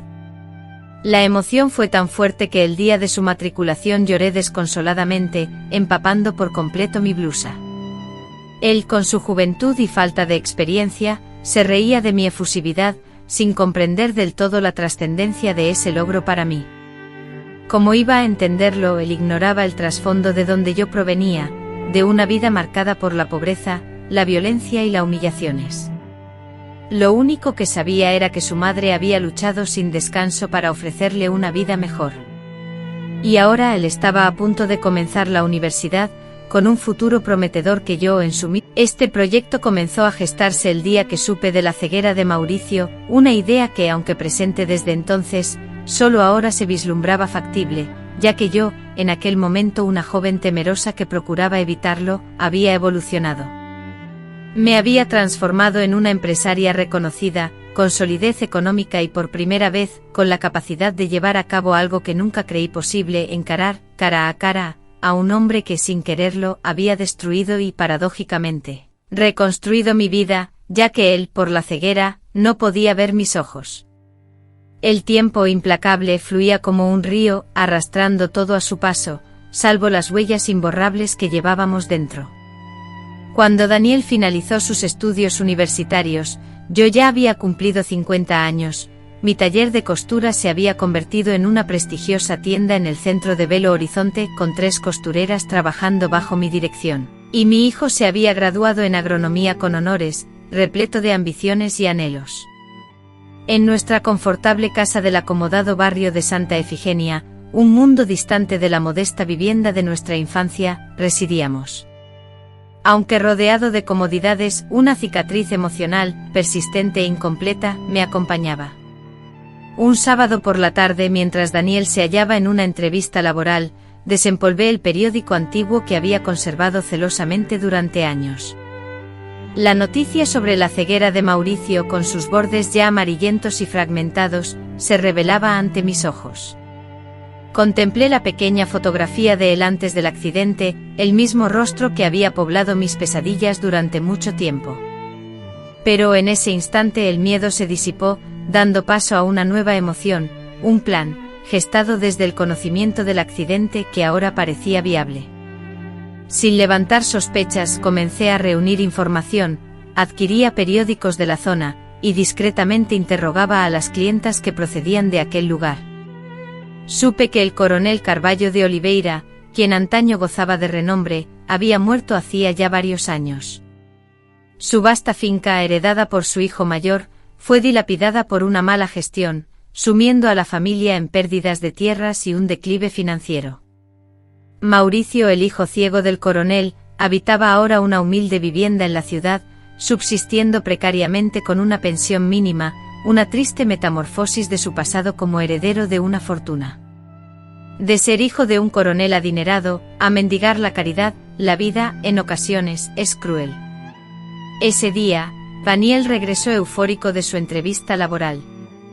«Mamá, conseguí el trabajo», exclamó, radiante. «Voy a trabajar en una empresa que asesora en temas de suelos. Es justo lo que siempre quise». Su alegría era tan palpable que llenaba el espacio. Nos sentamos en la mesa de la cocina, preparé café y lo escuché relatar con entusiasmo sus planes. Mientras hablaba, una idea, tan audaz y arriesgada que me provocaba vértigo, comenzó a tomar forma en mi mente.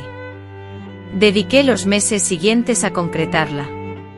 Primero conseguí todo el dinero posible vendiendo joyas que había conservado durante años y ahorrando en todo lo que podía, incluso recurriendo a mis ahorros para el futuro. Después le inventé a Daniel una historia sobre una herencia de un terreno en el interior que supuestamente había recibido de una tía lejana, y que debía visitar para evaluar una posible inversión. Aunque la historia fue extraña para él, ya que nunca había hablado de parientes lejanos, la creyó probablemente por estar muy concentrado en su nuevo trabajo.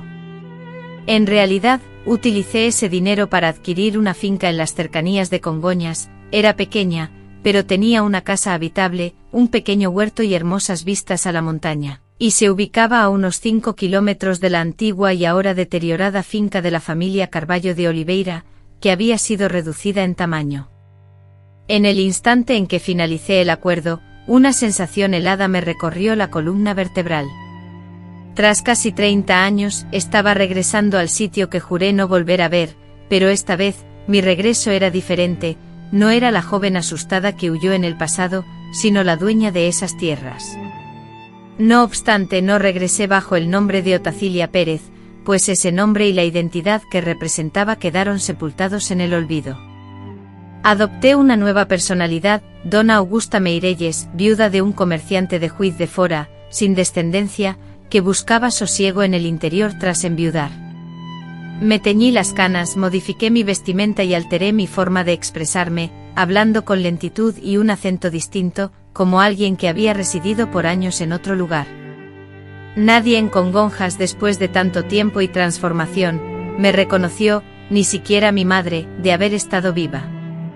Durante meses viajé entre Belo Horizonte y Congonhas. Le mentía a Daniel, diciéndole que me encargaba de la casa de mi tía, ordenando sus cosas y considerando la posibilidad de invertir en ella. En verdad, estaba preparando el escenario para mi plan. Amueblé la casa, contraté a un matrimonio de cuidadores, forasteros que desconocían la zona y sus secretos, e inicié mi integración en la comunidad. Pronto una viuda rica, culta, que donaba a la iglesia y asistía a los actos sociales, fue bien recibida por todos.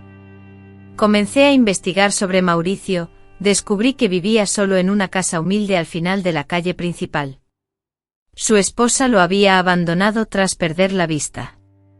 Sus hijos, ya mayores, casi nunca lo visitaban. Sobrevivía con una modesta pensión y lo poco que obtenía de trabajos manuales, como trenzar cuerdas y fabricar escobas, actividades típicas de personas ciegas. La bebida, que frecuentaba incluso antes del trágico accidente, se había transformado en su único consuelo. Bebía sin cesar, intentando ahogar el recuerdo de lo que había perdido, la capacidad de ver, la fortuna que alguna vez poseyó, el afecto de su familia y el respeto que alguna vez inspiró. Durante el primer año posterior a la tragedia, me limité a observarlo desde lejos. A menudo, mientras caminaba por la ciudad, lo encontraba sentado en el umbral de su casa, con la mirada fija en la nada y su bastón de ciego apoyado junto a él. Había envejecido de manera alarmante. A pesar de tener poco más de 50 años, parecía tener 70. Su cabello era escaso y de un blanco puro, su rostro estaba surcado por las huellas del alcohol y su piel era flácida. Aunque la fortaleza que alguna vez lo caracterizó se insinuaba en sus facciones, era evidente que había dejado que su cuerpo se deteriorara. Cada vez que lo veía, mi corazón se aceleraba. No era el miedo que sentía antes, sino una emoción indefinible. No era compasión.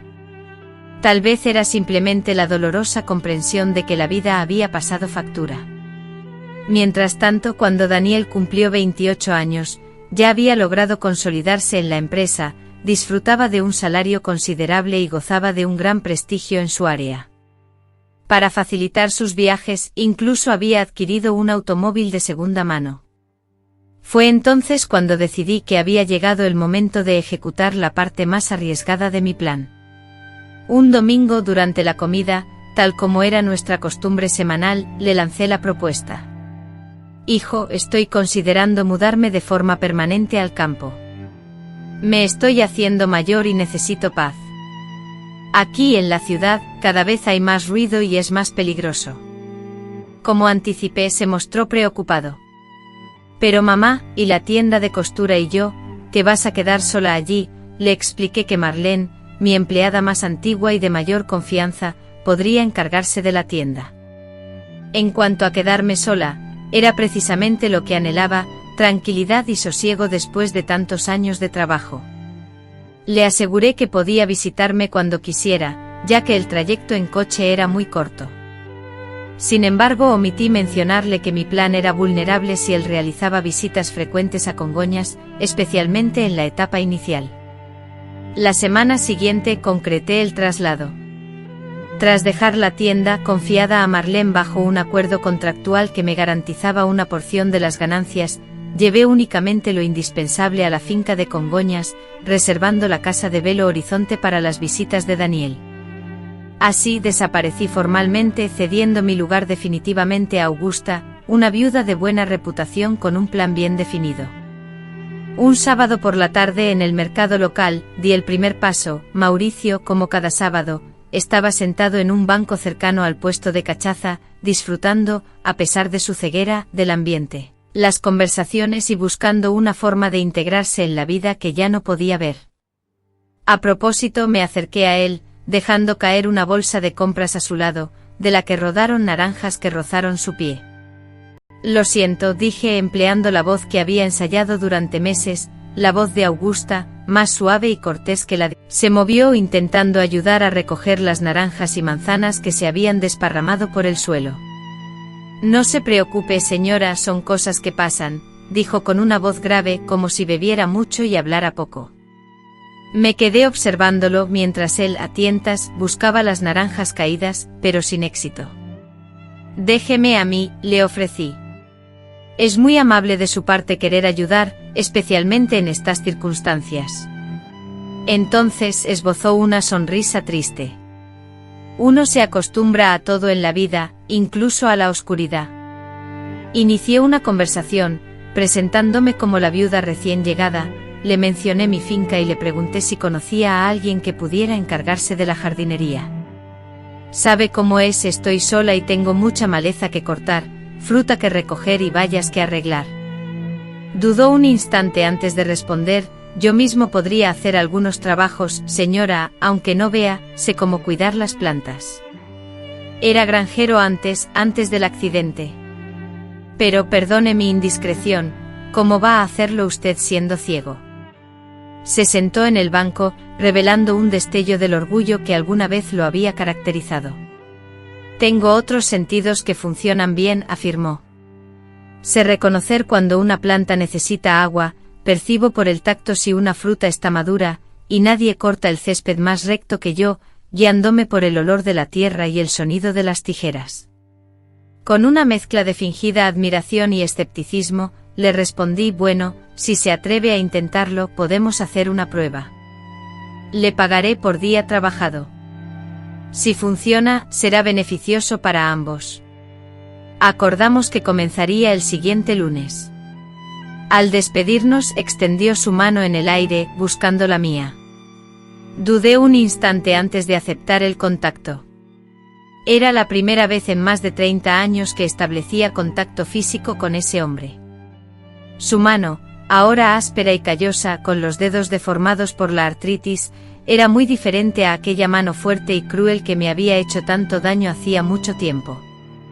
A pesar de ello, luché por controlar el impulso de apartar mi mano.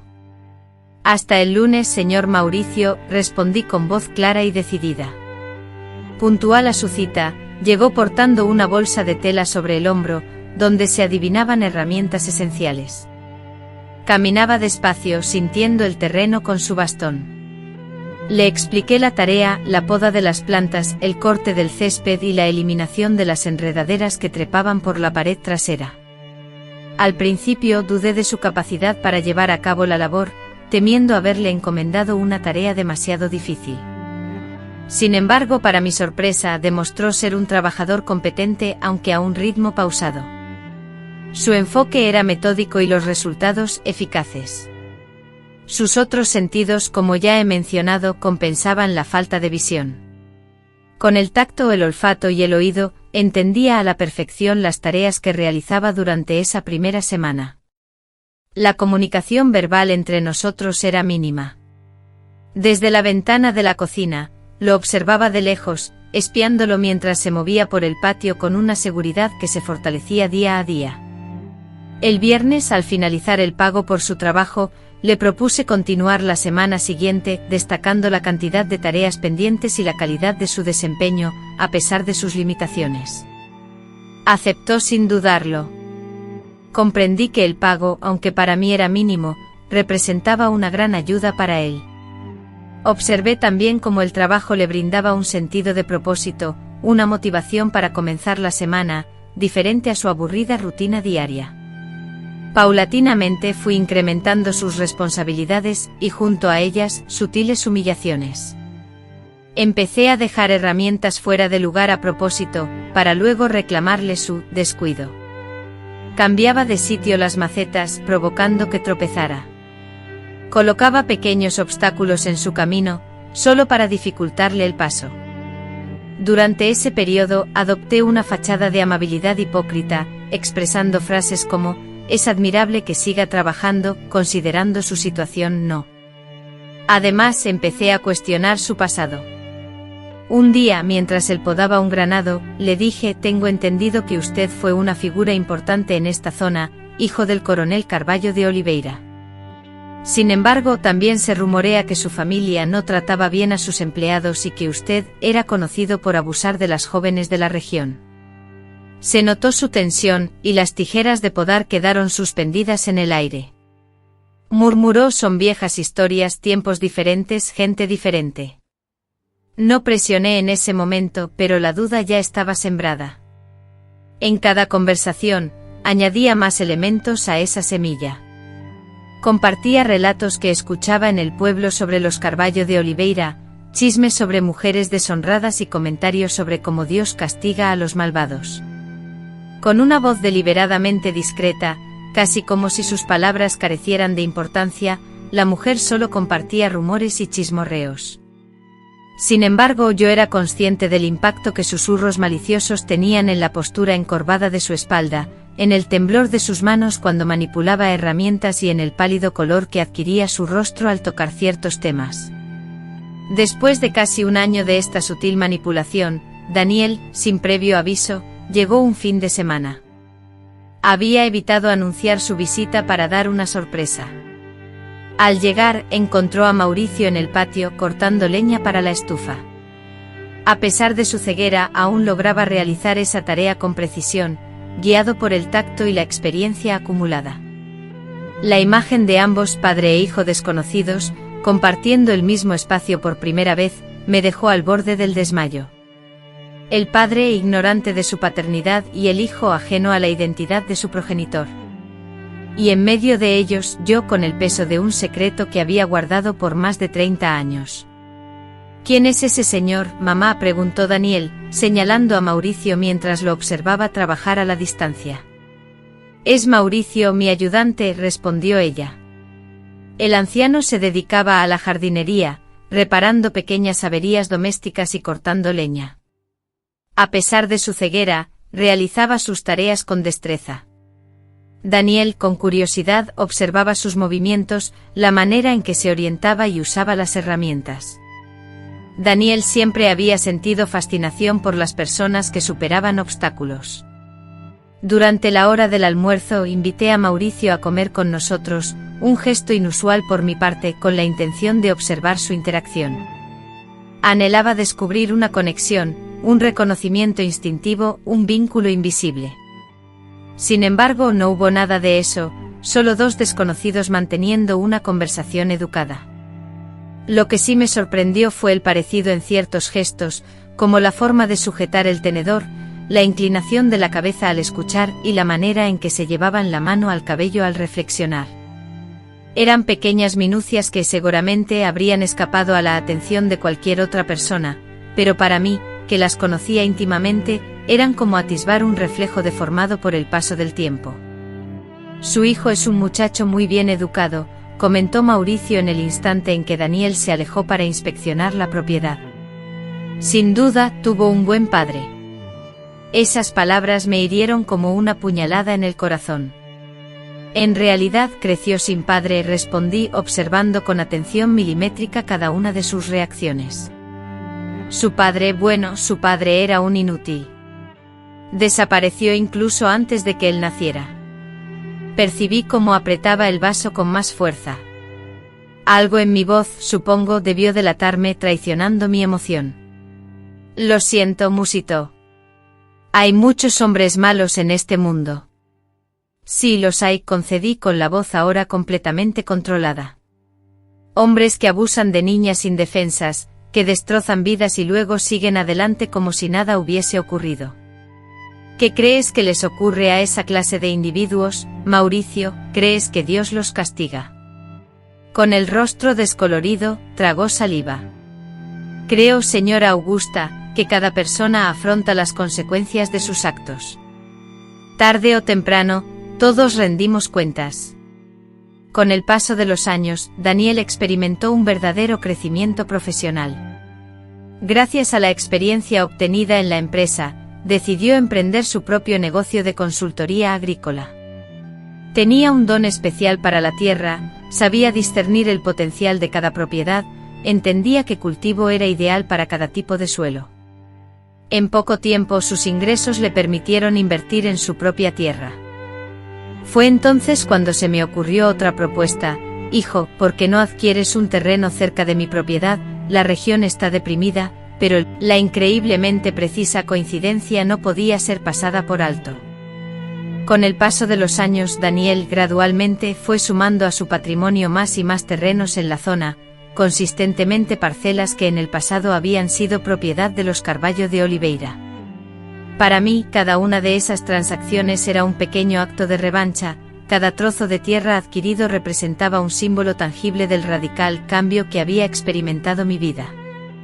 La familia de la muchacha, que un día fue desalojada de su hogar por estar encinta, ahora, paradójicamente, compraba las tierras de la familia del hombre que la había ultrajado, una justicia poética, de la cual yo era el único conocedor y espectador. Mauricio, a pesar de su avanzada edad y su precaria salud, continuó trabajando a mi servicio durante todo ese tiempo. Ya rebasaba los 60 años y su cuerpo, cada vez más encorvado y debilitado, se asemejaba a una estructura frágil. El alcohol había hecho estragos en su hígado, y con frecuencia sufría temblores tan fuertes que le dificultaban sostener las herramientas de trabajo. Sin embargo, yo insistía en que siguiera presentándose a trabajar.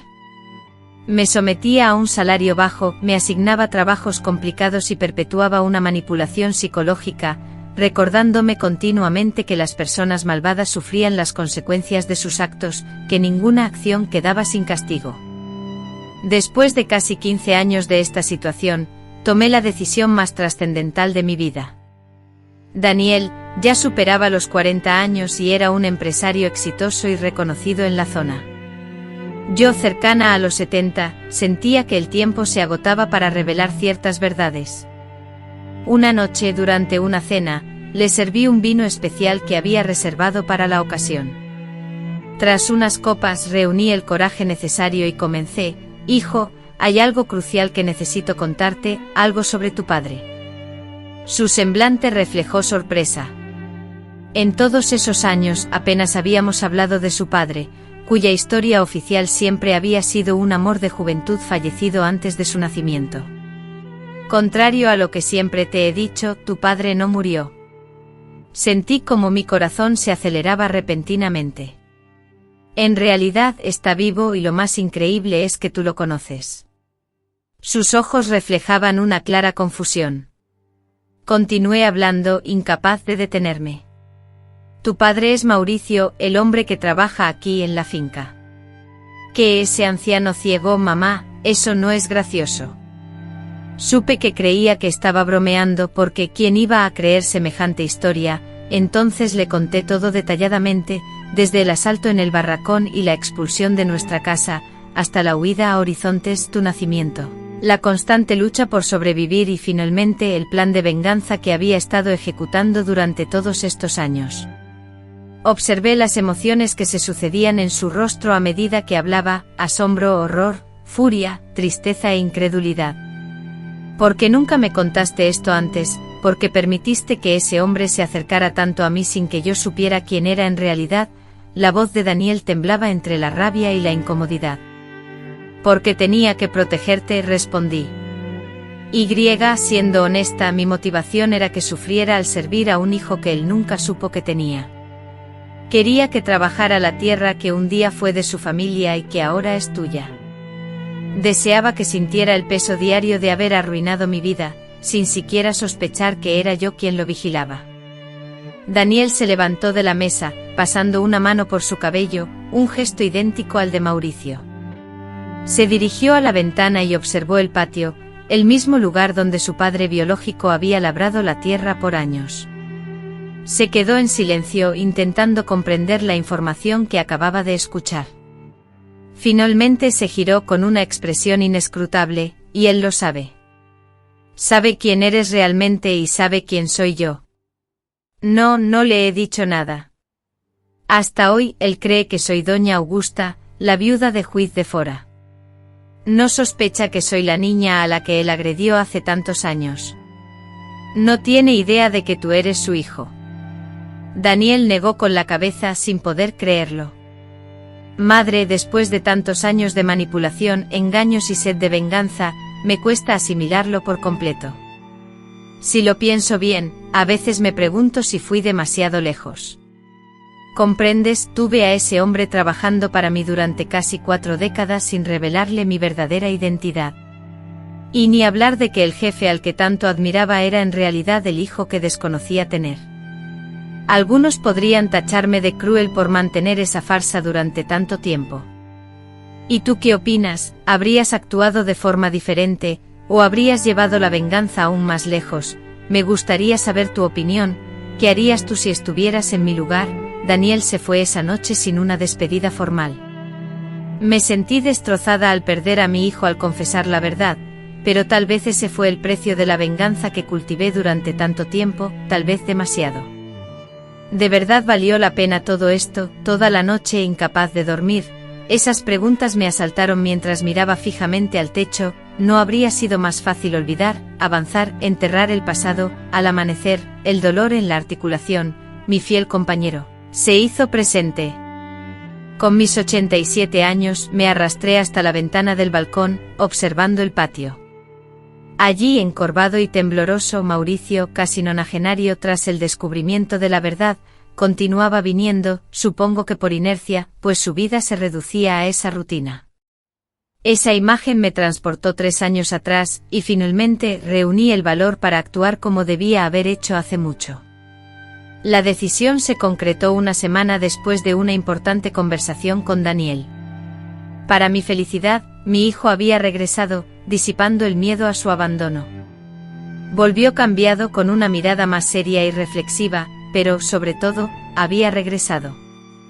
Sentada en la mesa de la cocina, compartió unas palabras que jamás borraría de mi memoria. Mamá, lo que sufriste fue atroz e inaceptable, pero ese deseo de venganza ha durado demasiado tiempo. Es momento de detener esto. Tenía toda la razón. 40 años son una carga demasiado pesada para cualquiera, incluso para un odio tan justificado como el mío. Tal vez inspirada por esta revelación, cuando Mauricio llegó esa mañana de lunes, como solía hacerlo desde hacía años, yo ya lo esperaba en el banco del jardín. Preparé un café fuerte, justo como a él le gustaba.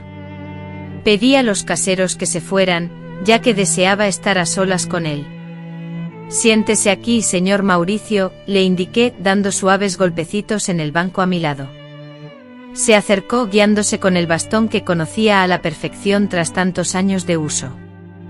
He preparado café para los dos. Tenemos que hablar. Se sentó con una expresión de desconfianza.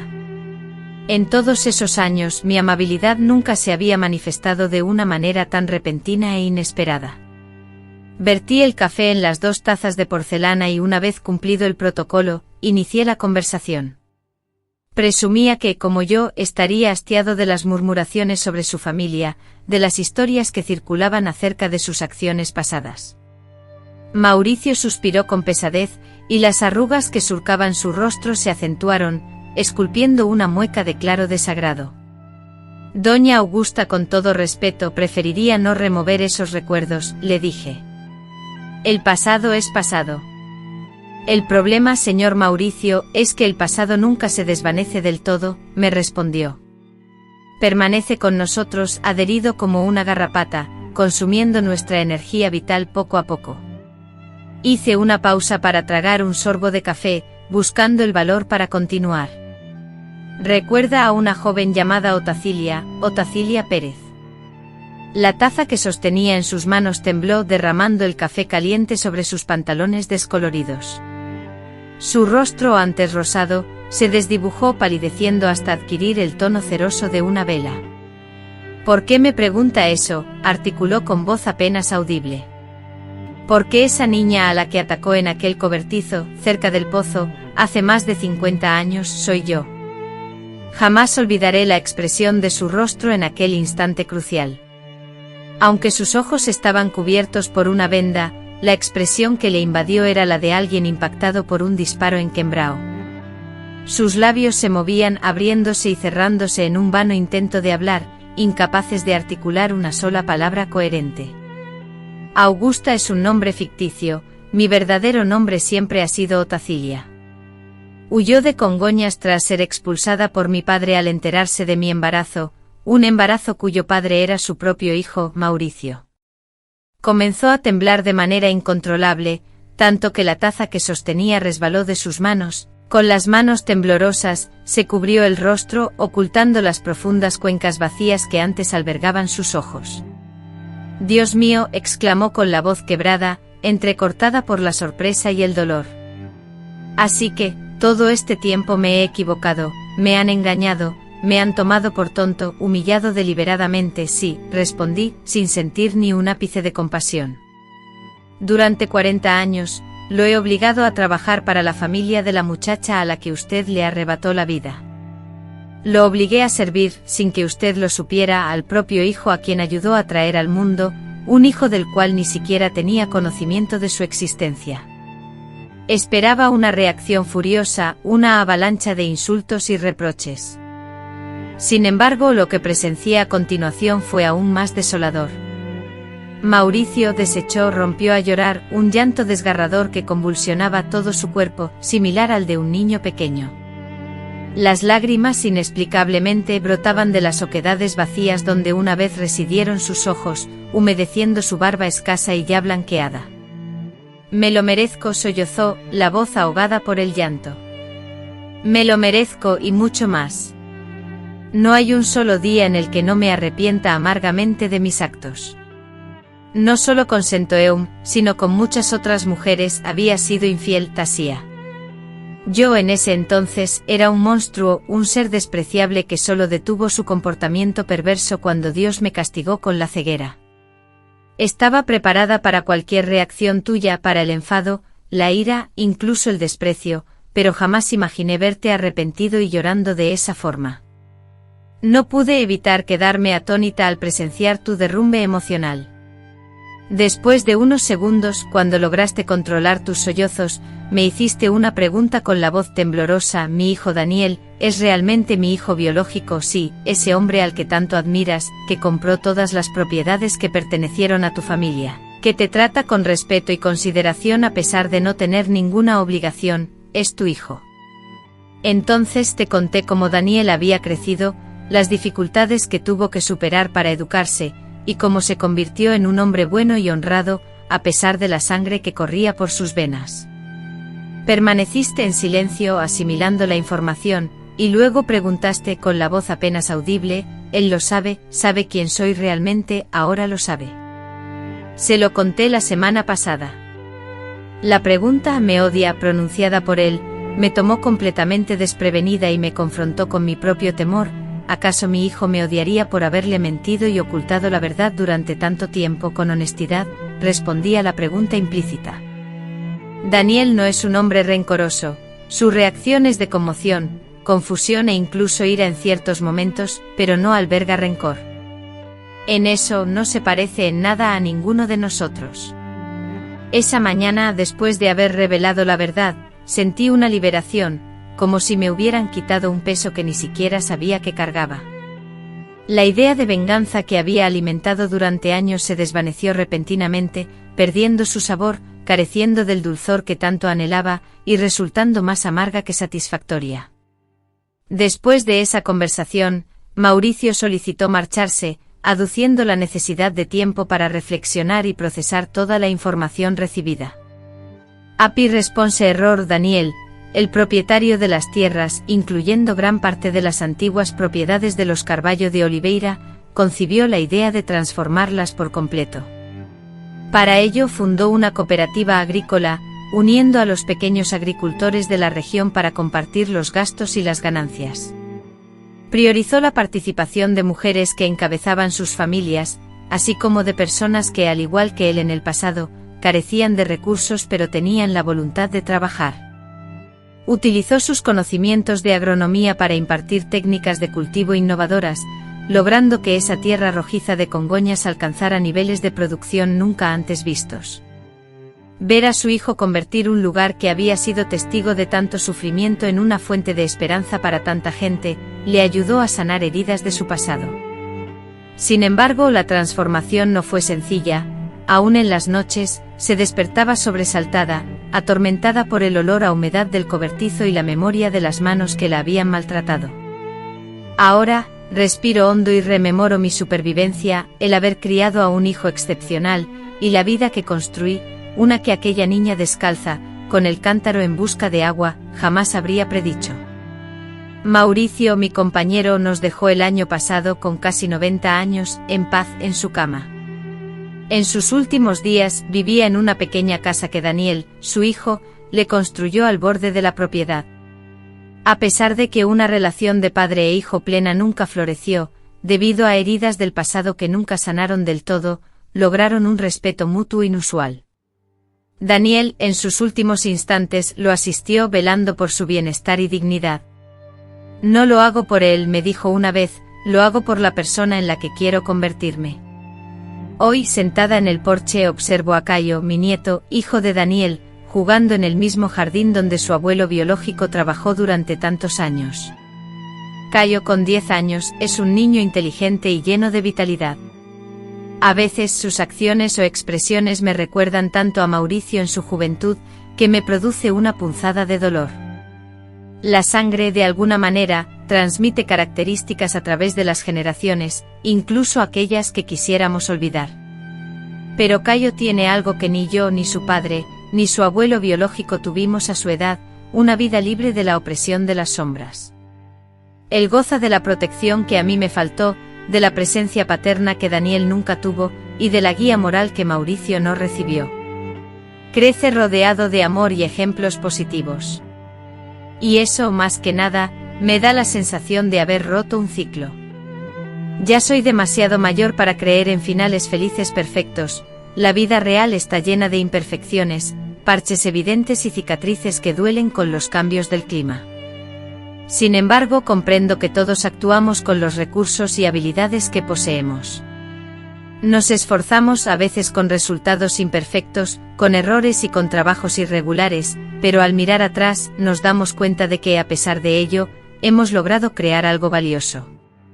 Desconozco cuánto tiempo me queda en este mundo, pues mis piernas no responden con la agilidad de antaño, y mi corazón a veces late irregularmente como un visitante indeciso. Pero de algo estoy seguro: ha valido la pena luchar por la vida, ha valido la pena cada amanecer, incluso cuando el peso de la existencia parecía insoportable. Ha valido la pena presenciar el crecimiento de mi hijo, el nacimiento de mi nieto, y los cambios constantes del mundo. Aunque algunos creen que la sabiduría llega con la edad, como un regalo fácil tras muchos años vividos, no es así como funciona realmente.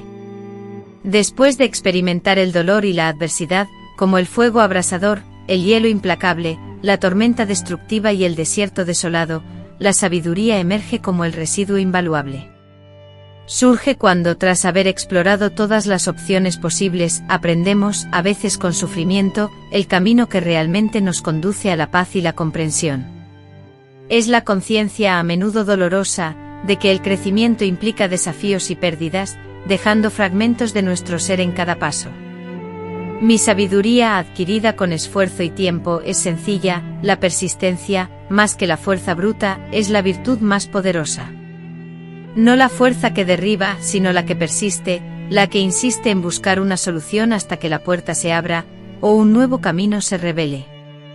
Fue esa persistencia la que me permitió superar el ataque de Mauricio, el abandono de mi hogar, el embarazo en soledad, la lucha por criar a mi hijo y, finalmente, la decepcionante vacuidad de la venganza. A pesar de la fatiga extrema, seguí adelante manteniéndome firme en mi empeño y avanzando un paso tras otro, incluso cuando mis piernas flaqueaban y parecían negarse a continuar. Si pudiera retroceder en el tiempo y ofrecer un único consejo a la niña temerosa que fui, sería este: persevera, continúa viviendo, sigue caminando, sigue respirando. Un día el sol volverá a resplandecer con fuerza. Algún día el dolor se desvanecerá, transformándose en un recuerdo difuso. Algún día estarás sentada en el porche de tu casa, contemplando la belleza de tu jardín y observando a tu nieto jugar con alegría y libertad, y en ese momento, todo cobrará sentido. Si has tenido la paciencia de escuchar la historia de esta anciana, te agradezco sinceramente desde el fondo de mi corazón. No es sencillo escuchar relatos de sufrimiento como este, pero es indudablemente valioso. Es importante para quienes comparten sus experiencias, ya que les permite liberar el peso que han cargado en su interior durante tanto tiempo. Y es importante para quienes escuchan, porque quizás encuentren consuelo, comprensión y herramientas. Este canal se creó con la intención específica de dar voz a personas como yo, que ya no tienen edad para sentir vergüenza al revelar la verdad y que por la experiencia acumulada, reconocemos el potencial de cada historia para ser un salvavidas para alguien que se encuentra en dificultades. Si lo que has escuchado te ha conmovido, si ha resonado en tu interior, por favor suscríbete. Existen innumerables abuelas en todo Brasil con historias valiosas que contar, historias que el tiempo está borrando lentamente y que pronto nadie recordará si no se preservan adecuadamente. Mi historia ya ha sido narrada, la historia de una niña que creció a través de un proceso doloroso, que llevó en su vientre a un hijo y en su corazón un plan de venganza durante muchos años, y que finalmente descubrió que vivir bien es la mejor respuesta para aquellos que intentaron destruirla.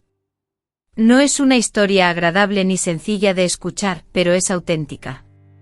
Y aunque duela, la verdad, por difícil que sea aceptarla, es el único tratamiento que conozco para sanar heridas profundas.